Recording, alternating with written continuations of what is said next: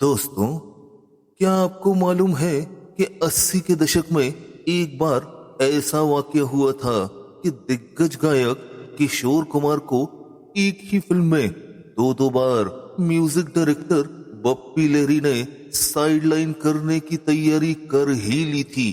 जी हाँ दोस्तों, और बप्पी लहरी का यही फैसला एक बड़ी बहस में बदल गया था।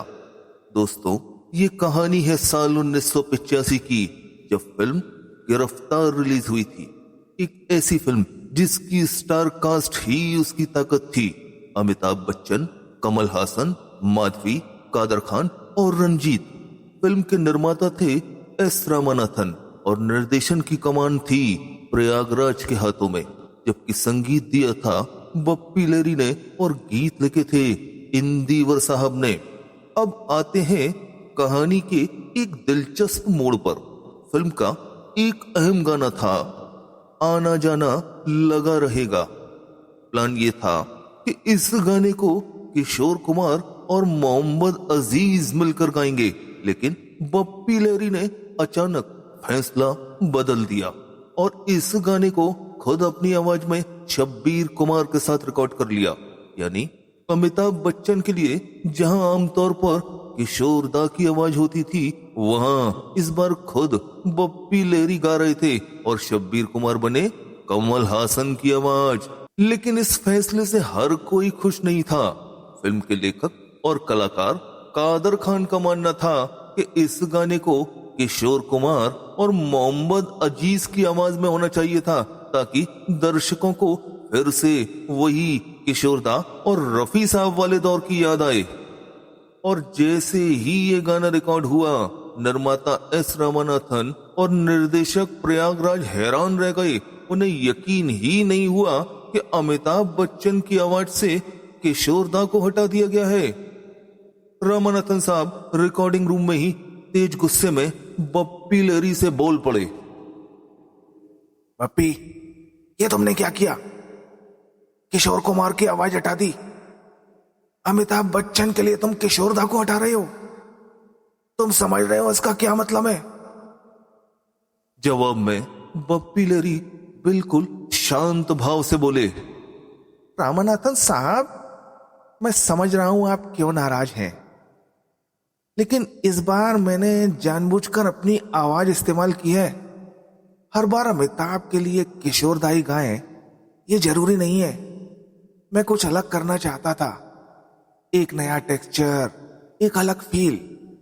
और शब्बीर कुमार कमल हासन के लिए एकदम फिट बैठ रहे हैं।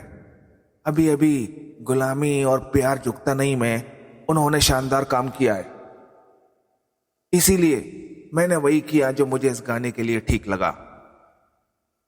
बप्पी दा अपनी बात रख चुके थे, लेकिन कमरे की खामोशी बता रही थी ये फैसला सबको खटक रहा है।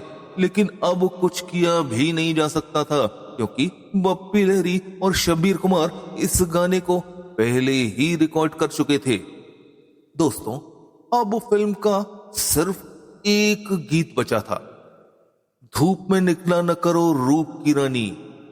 ये एक खूबसूरत रोमांटिक गीत था जिसे पर्दे पर अमिताभ बच्चन और माधवी पर फिल्माया जाना था। और प्लान ये था कि इस गाने को किशोर कुमार और आशा भोसले गाएंगे। लेकिन दोस्तों, कहानी में असली ट्विस्ट तो अभी बाकी था। एक बार फिर बप्पी लहरी ने सबको चौंका दिया। उन्होंने फैसला किया कि इस गाने में भी किशोर कुमार की आवाज को हटाकर शब्बीर कुमार से गाना गवाया जाएगा।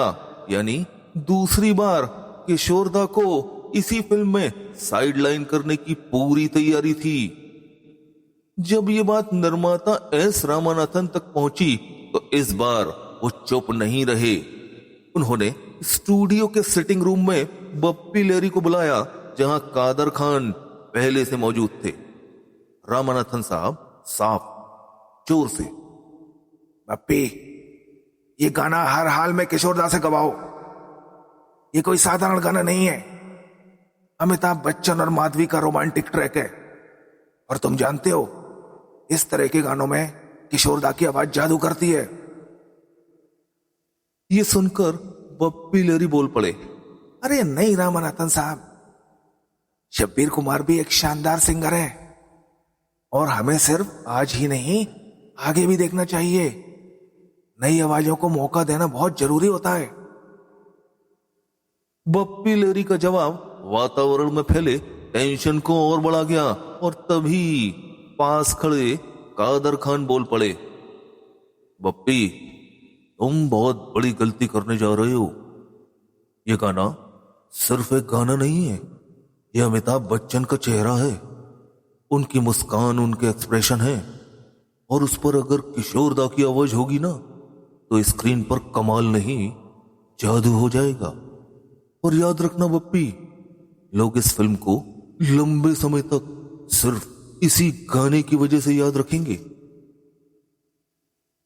कादर खान की बात बप्पी लेरी के सीधे दिल से टकराई। अब बप्पी लेरी धीरे से सोचते हुए बोले, आप सबकी बात में वजन है। मैं नई आवाज को मौका देना चाहता था, लेकिन कुछ गानों की किस्मत अलग होती है। ठीक है, अगर आप सबकी यही इच्छा है तो ये गाना किशोर दा से ही गवाते हैं।